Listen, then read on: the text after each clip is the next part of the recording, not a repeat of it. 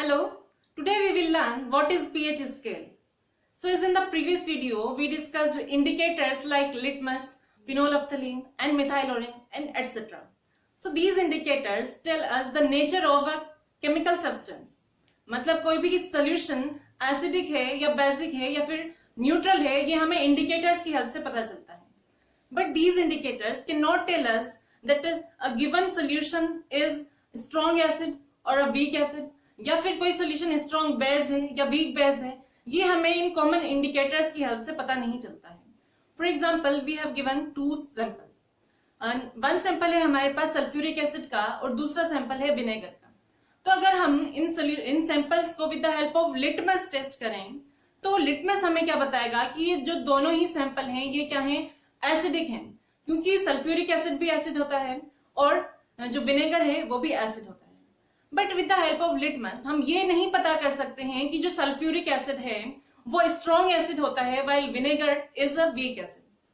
तो किसी भी सॉल्यूशन की स्ट्रेंथ पता करने के लिए हम जब इंडिकेटर्स यूज नहीं कर सकते हैं तो उनको पता करने के लिए क्या किया जाए. तो किसी भी सॉल्यूशन की स्ट्रेंथ को पता करने के लिए पीएच स्केल यूज होता है. एंड इस पीएच स्केल की हेल्प से हम किसी भी सॉल्यूशन का हाइड्रोजन आयन कॉन्सेंट्रेशन भी कैलकुलेट कर सकते हैं. सो हम क्या कह सकते हैं कि जो पीएच स्केल है ये हमें क्या बताता है, स्ट्रेंथ ऑफ अ सॉल्यूशन.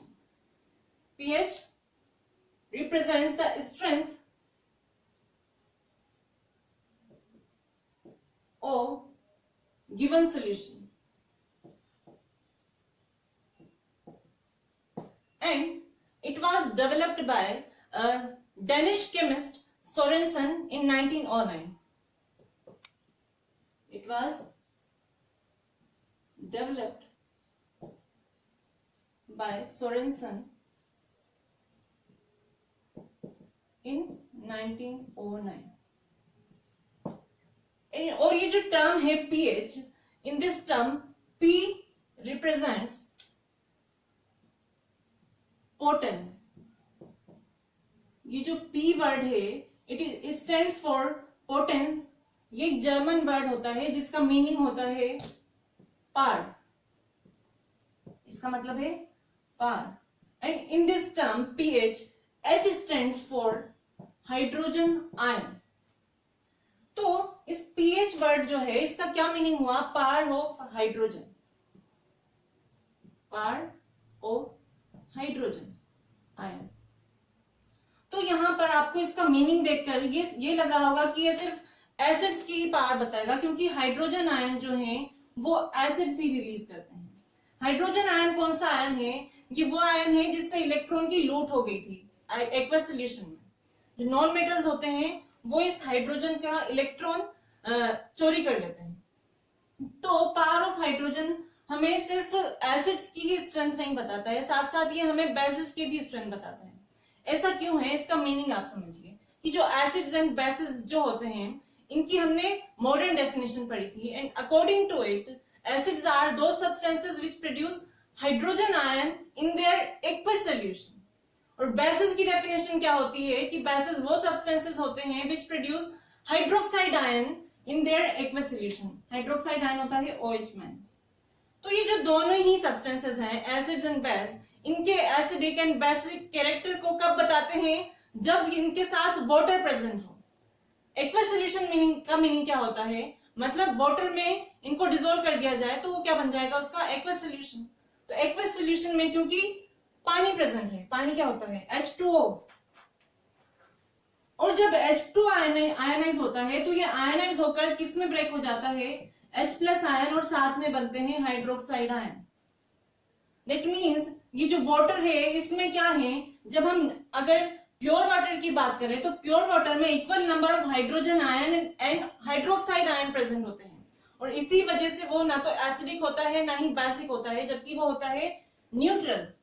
तो जब हम एसिड की बात कर रहे हैं तो एसिड में क्या होगा, इस एक्वस सॉल्यूशन में जो एसिड हम मिक्स करेंगे वो अपने हाइड्रोजन आयन रिलीज कर देते हैं.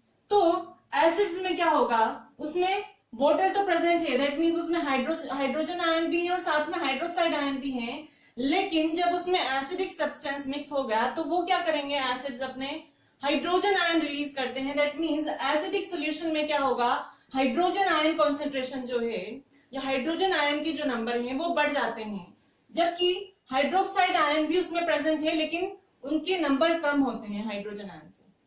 ऐसे ही अगर कोई सोल्यूशन बेसिक सोल्यूशन है या एल्कलाइन है तो उसमें क्या होगा, उसमें बेसिस क्या करते हैं, वाटर के साथ रिएक्ट करके हाइड्रोक्साइड आयन रिलीज करेंगे। तो हाइड्रोक्साइड आयन जब वो रिलीज करेंगे तो वाटर में ऑलरेडी क्या है, hydrogen and hydroxide ion present है, लेकिन बेसिक सोल्यूशन में भी साथ में हाइड्रोक्साइड आयन रिलीज होंगे। तो हम क्या कह सकते हैं कि एसिड्स आर दो सब्सटेंसेस जिनमें excess of hydrogen ion present होते हैं, और बेसेस क्या होते हैं, बेस में excess of hydroxide ion present है। तो इस डिस्कशन से हम ये कंक्लूड कर सकते हैं कि चाहे सॉल्यूशन एसिडिक हो या बेसिक हो, उसमें क्या होता है, हाइड्रोजन आयन प्रेजेंट होता है, क्योंकि हम एक्वस सॉल्यूशन में बात करते हैं। तो ये जो पावर ऑफ हाइड्रोजन है, दैट मीन्स पीएच की हम बात कर रहे हैं, तो ये किसी भी सॉल्यूशन की स्ट्रेंथ बताती है, चाहे वो एसिड हो या बेस हो। तो अब यहाँ पर हाइड्रोजन आयन जो है इसकी हमें कॉन्सेंट्रेशन पता करनी है, मतलब पीएच जो होती है, पीएच की हम बात कर रहे हैं, ये पीएच स्केल पीएच वैल्यू से निकाला जाता है। मतलब पीएच वैल्यूज अगर हमारे पास हैं तो उसकी हेल्प से हम पीएच स्केल बनाते हैं। जो सोरेनसन ने पीएच स्केल बनाया था तो पहले उन्होंने क्या किया था, उन्होंने पीएच वैल्यूज निकाली थी अलग अलग सब्सटेंसेस की, और उन पीएच वैल्यूज की हेल्प से उन्होंने एक स्केल बनाया था। तो पीएच वैल्यू कैसे निकाली जाती है किसी भी सोल्यूशन की, वो हम देखेंगे। तो पीएच जो है ये इक्वल होती है minus log of hydrogen ion. अब इसका क्या मीनिंग है, सबसे पहले आप लॉग का मीनिंग समझिए। लॉग आपने मैथ्स में पढ़ा होगा, लेकिन अगर आपको नहीं पता है तो यहां समझ लीजिए। आपके पास कोई वैल्यू गिवन है लॉग बी बेस ऑफ ए, तो इसका क्या मीनिंग होता है कि ए की पावर में ऐसा क्या रखा जाए कि हमें बी मिल जाए। फॉर एग्जाम्पल आपको दिया हुआ है लॉग 10, लॉग 1000 बेस 10, तो लॉग ऑफ 1000 बेस 10 का क्या मीनिंग होता है, इसका मीनिंग होगा 3, क्योंकि ये किसके इक्वल है, 10 की पावर में ऐसा क्या रखें कि हमें 1000 मिल जाए, तो 10 रेज़ टू पावर 3 क्या होता है, 1000 होता है। दैट मीन्स इसकी वैल्यू इक्वल होगी लॉग 1000 की, जब बेस 10 है तो उसकी वैल्यू होती है 3। ऐसे ही अगर हमें लॉग ऑफ 4 गिवन है बेस 2 के साथ, तो इसका क्या मीनिंग होगा, इसका मीनिंग होगा 2, क्योंकि 2 रेज़ टू पावर 2 अगर हम रखें तो हमें क्या मिल जाता है, 4 मिल जाता है। तो लॉग का ये मीनिंग होता है। और यहां पर आपको ये जो स्क्वायर ब्रेसेस में हाइड्रोजन आयन दिख रहा है, ये क्या रिप्रेजेंट करता है, स्क्वायर ब्रेसेस में हाइड्रोजन आयन का मीनिंग होता है कॉन्सेंट्रेशन ऑफ हाइड्रोजन आयन। अब कॉन्सेंट्रेशन ऑफ हाइड्रोजन आयन का क्या मतलब है कि किसी भी सॉल्यूशन में अगर हम 1 मोल ऑफ एसिड डालें या 1 मोल ऑफ बेस डालें, तो उस सॉल्यूशन के 1 लीटर में जितने मोल ऑफ हाइड्रोजन आयन होंगे वही क्या होती है, उसकी कॉन्सेंट्रेशन होती है। मान लीजिए हमारे पास एक बीकर में कुछ पानी था, अब उस पानी में हमने 1 मोल HCl का डाल दिया। 1 मोल सुन के घबरा मत जाना, आपने 9th क्लास में मोल का स्टडी किया हुआ है, और अगर नहीं भी किया हुआ है तो 1 मोल का मीनिंग क्या होता है, 1 मोल का मीनिंग हम जानते हैं, इट रिप्रेजेंट 6.022 इंटू 10⁻23 पार्टिकल्स, जो कि इक्वल होते हैं एवोगेड्रोस नंबर से। ठीक है, तो जब भी हम 1 मोल की बात करेंगे तो हम इतने नंबर ऑफ मॉलिक्यूल्स, क्योंकि हम यहाँ पर एसिड्स की बात कर रहे हैं, तो एसिड क्या होते हैं, मॉलिक्यूल होंगे, तो इतने नंबर ऑफ मॉलिक्यूल्स की बात कर रहे हैं, या फिर एवोगेड्रोस नंबर ऑफ मॉलिक्यूल्स की बात कर रहे हैं। तो हमने अगर 1 मोल HCl लिया है, दैट मीन्स उसमें क्या है, उसमें 6.022 इंटू 10⁻23 मॉलिक्यूल्स ऑफ HCl होंगे। ठीक है, तो अब आपके पास ये क्वेश्चन होगा कि आपको ये कैसे पता चला कि 6.022 इंटू 10⁻23 मॉलिक्यूल्स हैं HCl के 1 मोल में। तो हमने उन्हें काउंट नहीं किया है। हम ये जानते हैं कि किसी भी जो मॉलिक्यूल है या किसी भी केमिकल सब्सटेंस है, तो उसका अगर ग्राम मोलिकुलर मास हम ले लें, मतलब ग्राम्स में उसका मोलिकुलर मास लें, तो वो इक्वल हो जाता है मोल्स के, नंबर ऑफ मोल्स के या एवोगैड्रो नंबर के। किसी भी सब्सटेंस का ग्राम मोलिकुलर मास, जिसको मोलर मास भी बोला जाता है, वो इक्वल होता है 1 मोल के।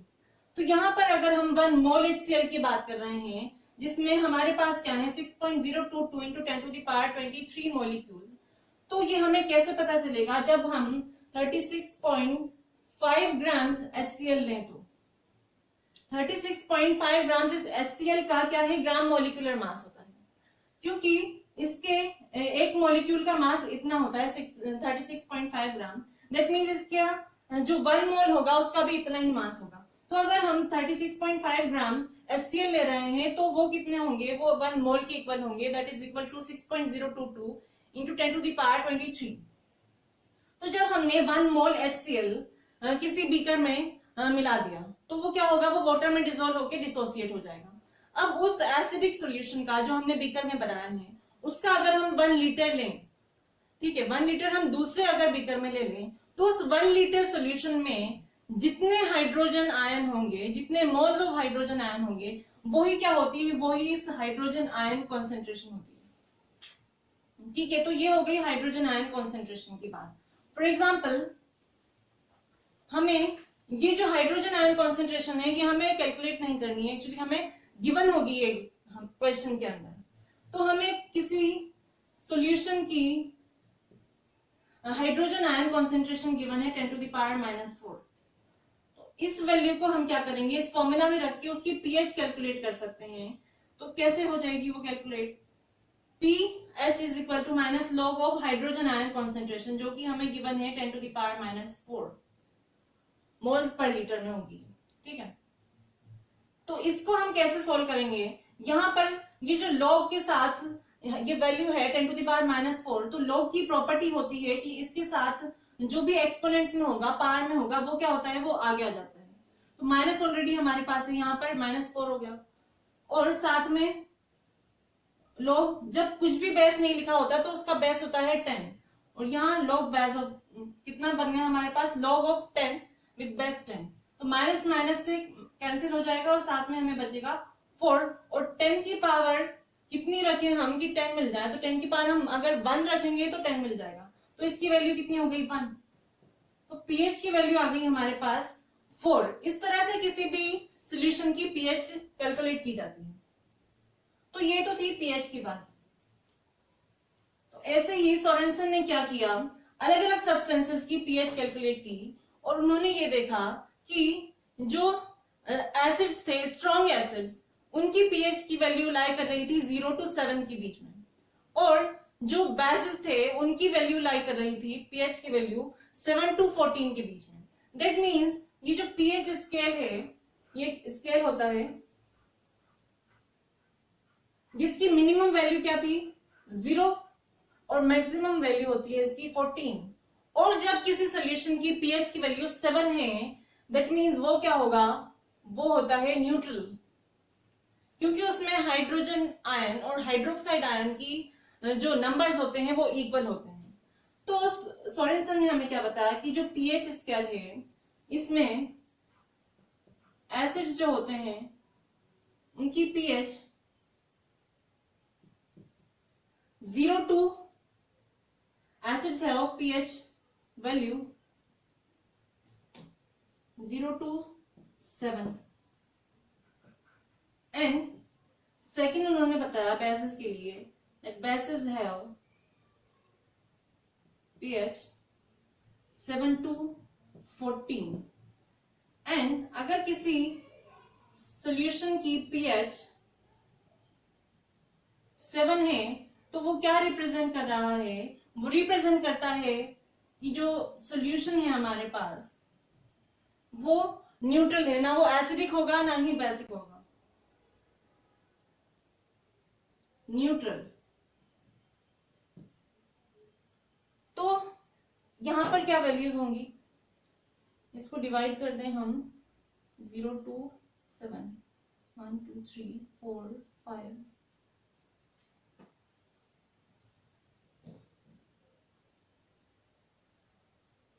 1 2 3 4 5 6 and 7, then 8 9 10 11 12 13 14.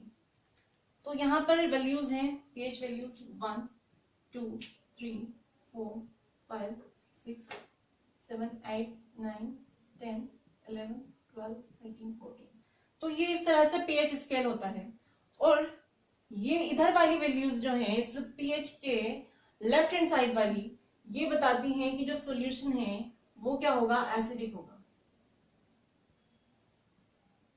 Acidic solution.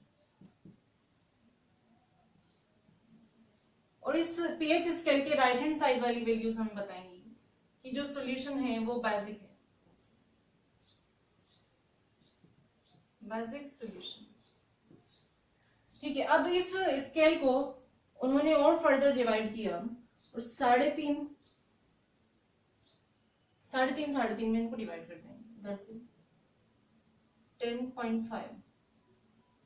ठीक है, तो यहां से 0 to 3.5 में जो वैल्यू लाई कर रही हैं वो एसिड्स होंगे, स्ट्रॉन्ग एसिड्स।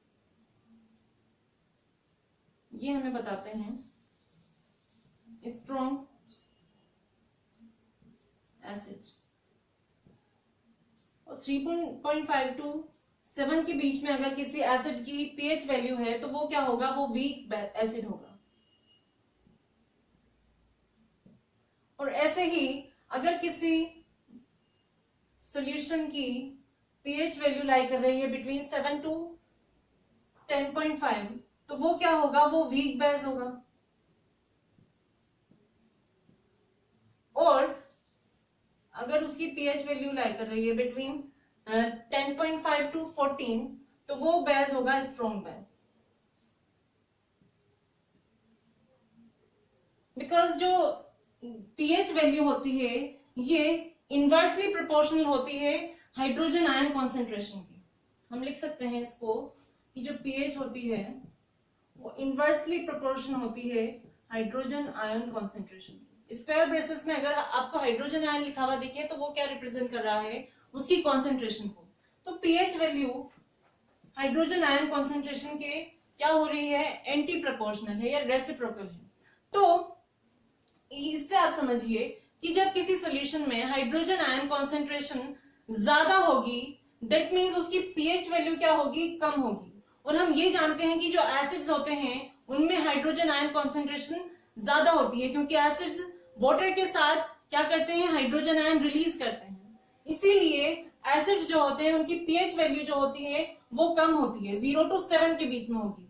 और जो बेस होते हैं क्योंकि उनमें हाइड्रोजन आयन कॉन्सेंट्रेशन कम होती है और pH वैल्यू एंटी प्रोपोर्शनल है इसके, तो बेसिस के लिए ये वैल्यू क्या हो जाती है, pH वैल्यू ज्यादा होगी। और इसीलिए 7 to 14 के बीच में जब pH वैल्यू होती है तो वो क्या होते हैं, वो बेस होते हैं। तो ये जो pH वैल्यूज हैं इनको हम क्या कर सकते हैं, इस pH स्केल की हेल्प से जब हम किसी सॉल्यूशन की pH कैलकुलेट कर लेते हैं तो हमें ये पता लग जाएगा कि उसकी स्ट्रेंथ कितनी है, मतलब कोई भी सॉल्यूशन कितना स्ट्रॉन्गली एसिड है, स्ट्रॉन्ग एसिडिक है या स्ट्रॉन्ग बेसिक है या फिर वीक एसिड है या वीक बेसिक है। और जो ये pH वैल्यूज हैं इनको हम इंडिकेटर की हेल्प से भी पता कर सकते हैं। और वो इंडिकेटर जो pH वैल्यू रिप्रेजेंट करते हैं उनको कहा जाता है यूनिवर्सल इंडिकेटर्स। तो यूनिवर्सल इंडिकेटर्स क्या होते हैं, ये मिक्सचर होते हैं इंडिकेटर्स के, अलग अलग इंडिकेटर्स के मिक्सचर से इनको बनाया जाता है। और ये अलग अलग pH वैल्यू के लिए डिफरेंट कलर शो करते हैं। मतलब pH वैल्यू हमारे पास कितनी होती है, 0 to 14 के बीच में होती है। और एक और चीज आपको ध्यान में रखनी है कि जो pH है ये क्या होता है, ये एक नंबर है, इसीलिए इसकी कोई यूनिट नहीं होती है। pH is a pure number and इसीलिए इसकी कोई यूनिट नहीं है, नो यूनिट्स, नंबर ही होता है। तो हम बात कर रहे थे यूनिवर्सल इंडिकेटर्स की। यूनिवर्सल इंडिकेटर्स,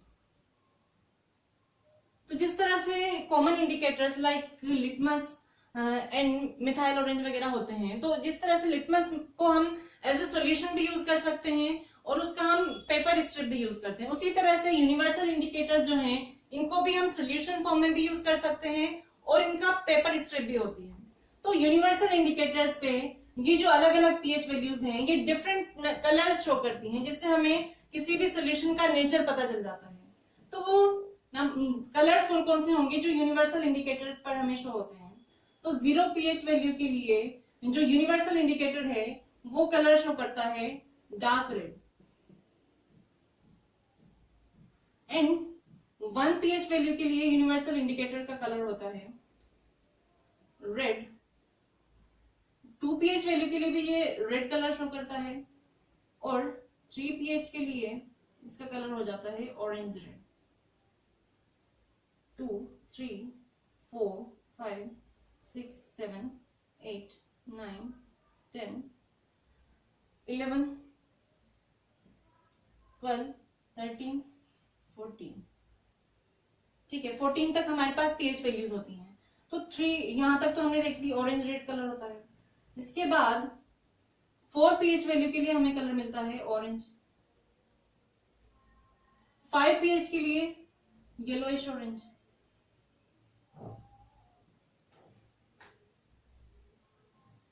6 पीएच वैल्यू के लिए ये शो करता है ग्रीनिश येलो, और 7 के लिए ये रिप्रेजेंट करता है ग्रीन कलर। मतलब यूनिवर्सल इंडिकेटर पर जिस वैल्यू की पीएच 7 है, जिस सोल्यूशन की पीएच वैल्यू 7 है, वो क्या कलर शो करेगा? Green colour. दैट मीन्स हम ये कह सकते हैं कि जो न्यूट्रल सब्सटेंसेस हैं लाइक वाटर, वो यूनिवर्सल इंडिकेटर पर ग्रीन कलर शो करते हैं। उसके बाद जब पीएच वैल्यू 7 से ज्यादा होगी, दैट मीन्स वो बेसिक सोल्यूशन होगा, तो यहां पर ये क्या कलर शो करेंगे? Greenish blue. 8 पीएच वैल्यू के लिए ग्रीनिश ब्लू कलर हमें मिलता है, और 9 पीएच वैल्यू के लिए ब्लू कलर। 10 पीएच वैल्यू के लिए ये देगा नेवी ब्लू, एंड 11 के लिए मिलता है पर्पल। 12 के लिए डार्क पर्पल। 13 पीएच वैल्यू के लिए यूनिवर्सल इंडिकेटर्स कलर शो करते हैं वायलेट, और 14 के लिए भी वायलेट कलर। तो ये थे यूनिवर्सल इंडिकेटर्स पर हमें कौन से कलर मिलेंगे जब सोल्यूशन की नेचर या पीएच वैल्यू 0 to 14 है, तो हमें इस तरह से अलग अलग कलर मिलते हैं। तो ये था पीएच स्केल, और इसकी हेल्प से हम क्या कर सकते हैं? किसी भी सोल्यूशन की स्ट्रेंथ पता कर सकते हैं कि वो कितना स्ट्रॉन्ग है या कितना वीक है। और पीएच स्केल की हेल्प से हम किसी भी सोल्यूशन का हाइड्रोजन आयन कॉन्सेंट्रेशन भी पता कर सकते हैं। और किसी भी सोल्यूशन की जब पीएच वैल्यू 0 to 7 के बीच में लाई करेगी, तो वो सोल्यूशन क्या होगा? एसिडिक होगा। और जब उसकी वैल्यू 7 to 14 के बीच में है, तो वो सोल्यूशन होगा बेसिक। और अगर उसकी वैल्यू 7 है तो वो न्यूट्रल होगा। और जब किसी सोल्यूशन की पीएच वैल्यू 0 to 3.5 के बीच में है, तो वो क्या होगा? Strong acid. मतलब जो सबसे स्ट्रॉन्ग एसिड होगा, जैसे कि अगर हम बात करें हाइड्रोक्लोरिक एसिड की, HCl की, तो वो स्ट्रॉन्गेस्ट एसिड है। ऐसे ही सल्फ्यूरिक एसिड भी स्ट्रॉन्गेस्ट एसिड है। तो HCl और H2SO4 के लिए पीएच की वैल्यू कितनी हो जाएगी? 0, क्योंकि ये क्या होती है? ये मिनिमम वैल्यू ऑफ पीएच होती है, और पीएच की मिनिमम वैल्यू हमें ये रिप्रेजेंट करती है कि उस सोल्यूशन में जो हाइड्रोजन आयन कॉन्सेंट्रेशन है वो मैक्सिमम होगा। सो आई होप आपको ये क्लियर होगा कि पीएच स्केल क्या होता है, और साथ में हमने यूनिवर्सल इंडिकेटर्स भी डिस्कस किए हैं। तो अगर आपको वीडियो अच्छी लगी हो तो please like and share, and also subscribe to my channel elementary Gyan. अब मिलते हैं नेक्स्ट वीडियो में। Till then keep learning and thank you.